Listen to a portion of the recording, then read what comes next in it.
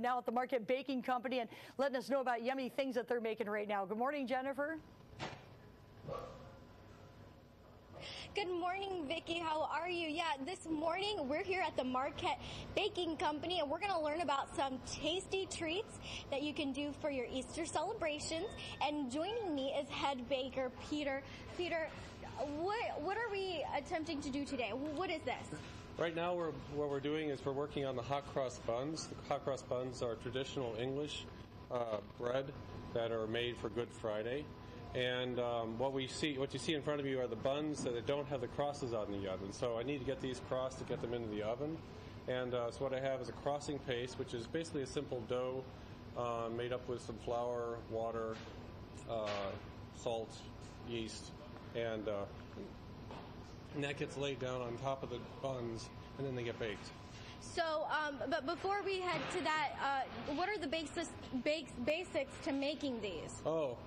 These are a sweet bun, and they're spiced with allspice, and then they have currants and golden raisins in them. Okay. Really, really terrific, flavorful bun.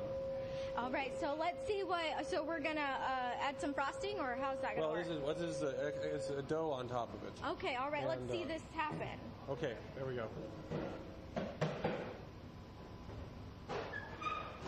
That looks like it's going to be really yummy. So do you just do like one line, or do you do a pattern? It's a cross across the top of them. So it's a cross, okay. Yeah, I'll show you here in a second. All right. Okay, normally I go all the way across all of them, but... Okay, that's fine. Anyway. Ah, I see. Now, do you know how long these treats have been around as part of a tradition? I don't know how far they date back. It's old. I guess I should have done a little more research before talking live on air about this. But it dates back to medieval times, probably. Around medieval times. That's awesome. So, what are we going to talk about in some upcoming segments? What are some of the other tasty treats that people can do in their homes? For Easter, we're doing a lot of different cakes, both lamb-shaped cakes and egg cakes, and we'll be seeing those in the next segment. Okay. The other one is everybody, and pretty much all the holidays, you have... everybody's having dinners with family and things like that, so we end up doing a lot of dinner rolls and things like that. So you get to see how we do that in one of the segments too. Awesome. Perfect.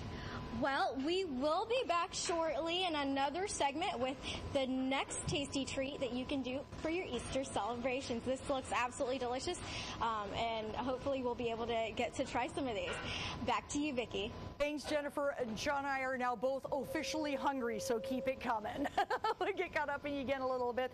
And speaking of which, Jennifer Perez joining us this morning. The folks at the Market Baking Company, they are gearing up for the weekend. Earlier we saw those hot cross buns. Time to head back out and see what kind of goodies they've got going now to get us ready for Easter. Good morning, Jennifer. Oh, I see she is busy. Good morning, Vicki. Look, you caught us right when we're decorating. Absolutely. This is a lamb cake. I think it's the cutest thing ever. I've never seen a lamb cake before, but that's just me.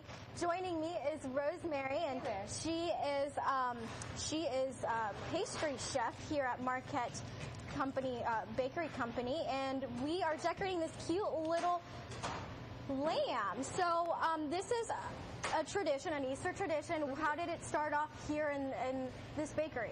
Well, it started off, Peter's mother would make one every year, and so when he opened his own place, he wanted to have them.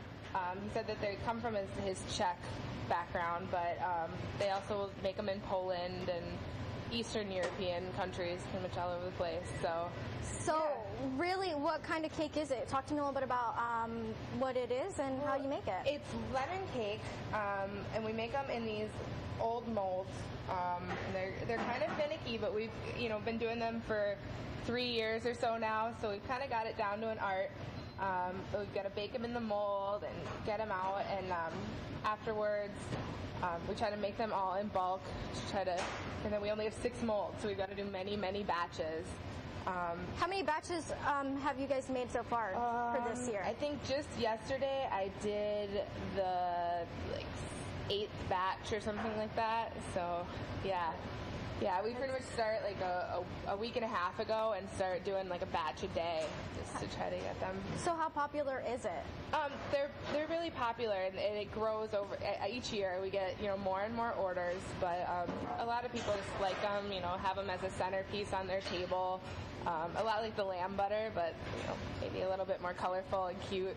So you bake them and then do they just come in white? Talk to me a little bit about what we're putting on it and everything. Yep, they just get the vanilla buttercream, so it kind of gives it that like nice white fluffy baby lamb, and that gets piped on like we were doing when we first got in here. I've got to do the face in each hand. Each face is a little bit different because I hand pipe that as well, and then they get the spring coconut grass.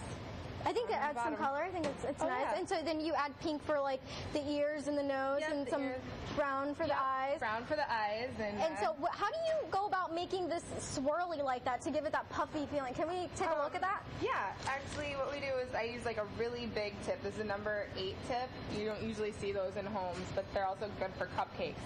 But I can try to do it backwards here, but you just kind of have to give it a little, there's no exact pattern to it, and you just, my favorite is doing the head, because they each get like a little, how cute Elvis. is that? It's a little swirl. I like it. I love it. Head. I love it. Well, coming up, we'll have some more tasty treats for your Easter celebrations. Live at Marquette Bakery Company, Jennifer Perez, TV6 News. Thanks, Jennifer. Absolutely adorable. I love it. Holiday weekend coming up. It's Easter weekend. Whether you're celebrating Easter, maybe just springtime, there's always some fabulous baked goods that happen around this time of the year also. And Jennifer Perez joins us this morning at the Marquette Baking Company to learn more about them. There we go, putting the looks like the final touches on those hot cross buns. Good morning, Jennifer. Like this? Exactly. Good morning, Vicki. Yeah, after half hour of baking, these hot cross buns are ready to be glazed, and we're glazing them right now. What's the trick to glazing them? Well, it's a little bit like Karate Kid. It's kind of like painting the fence. Left, right, or up, down. You just want to get a little bit of glaze on each one, not too much. And but the glaze is just a simple syrup that's been infused with some rum, so it gives a little bit of flavor, a little bit of sweetness to the outside. And also makes them a little bit shiny. So here, you want to try it? Sure. There you go. All right, so just back, forth, back, and forth. Okay. Right. It's pretty easy. Pretty straightforward. So after this, what happens? Like, do we leave them out for how long? As soon as they cool down, then they'll be ready to sell. Okay. And now, is this something that can be eaten for any occasion? this is, we only make these during Lent. I mean, traditionally these are for Good Friday only. But we do them every Wednesday through Lent. So this is the very last batch of the year for us. Okay. And that's it. That's the end of it. All right. And so what's next? I think we're going to go to baking some rolls. I got to do a quick rinse on my hands. So we're going to go and we're going to talk about some dinner rolls. As you can see, our team has been working vigorously to get these done, and we have Chet and Jacob and Amy here at Marquette Baking Company. And so how do we do this? All right. Dinner rolls. It's pretty simple, but basically if you do it, you basically put it underneath your hand, make kind of a cage, a little bit of flour on your hand, and you kind of do a circle with your hand. And you use your fingers and the heel of your hand to kind of keep the roll in the middle of your hand, and it makes it round and round and round until it rounds up. Okay. Put it in there. So if you want to try it? Yeah, sure, absolutely. So just get some flour. Right, and you want the table to not be floury. Okay, so not be floury. And so then we just grab it. Use the palm of your hand and... Palm of your hand, take your fingertips, kind of put your fingertips down and rest them on the table. Okay. Press down with your hand on top of the roll as you're rolling. Okay. So it shouldn't be slipping on the table. Okay. Looks like it's slipping. It's slipping. Yeah, you don't want it to slip on the table. That's why sometimes here. Okay. You gotta clean a little bit of flour. Push down really hard on it and roll. And then it'll start sticking a little bit to the table. It'll start gripping the table. Okay. And then you should feel it start turning into a ball as you go around and around. Okay, I see this. Okay. How about this? That's pretty close. good. Let me just do a tiny little bit extra. So, how long will these go into the oven for? These go pretty quick because they're so small, but usually about 15-20 minutes. And what are these usually served with? Anything you want for dinner. I mean, it's your standard dinner roll. So if you're going to have a ham or a turkey or anything like that. Okay. So. All right. You also notice you do them 2 at a time if you want to do them fast. Okay, 2 at a time. All right. Well, is there anything else to these? Not too much, no. These are our French rolls. They're made out of the same dough that we use for our baguettes. Okay.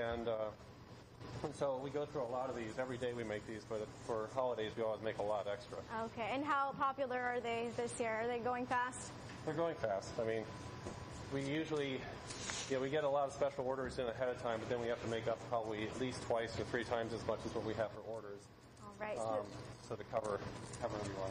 There we go. So what's coming up for our next segment of Easter I think we'll treats? go back to Rosemary, and she can show how we're going to do the lamb for the egg cakes. Oh, egg cakes. Egg Awesome. cakes, yeah, they're really nice. They're covered with marzipan covering on them. They're really neat. So she'll be able to show you how that works. All right. So you heard that. We'll be back in a later segment with some egg cakes live at Marquette Baking Company. Jennifer Perez, TV6 News. Oh, thank you so much, Jennifer. He had me at marzipan. All right. As Sean joins us this morning, we've been getting some great ideas on some wonderful treats to serve up from the Marquette Baking Company. Let's find out what's coming our way now. Good morning, Jennifer. Good morning, Vicki. Yeah, we're here, and actually we're about to put the buttercream on top of this chocolate almond egg cake. It's another tasty tradition for your Easter desserts. So joining me is Rosemary, and she's the pastry chef here. She was joining me earlier with the lamb cake. So what's in this? How do we go about making this? So I start off with a couple layers of chocolate buttermilk cake, and then it gets stacked together with a layer of the vanilla buttercream, Swiss buttercream. And I cut them out using an egg cutter that we had made, like a big, thick one. And then they get covered.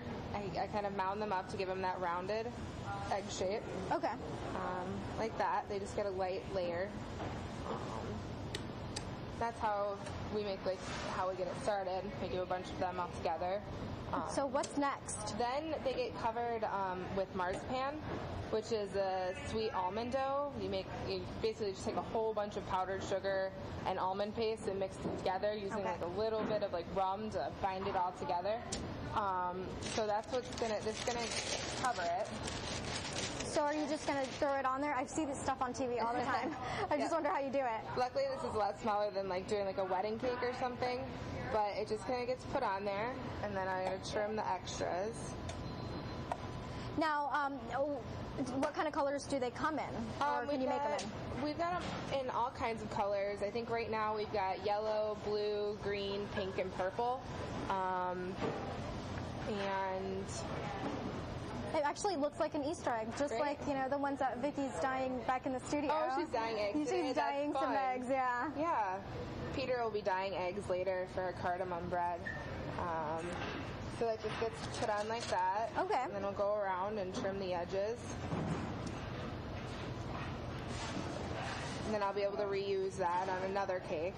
Maybe I'll make a marble tie-dyed one. That'll be fun. Okay. Just smooth the edges. And so, what happens after this? I mean, is it basically done now? Or? After this, it gets the piping decoration using royal icing. Okay. I don't know if you want to give that a try. Yeah.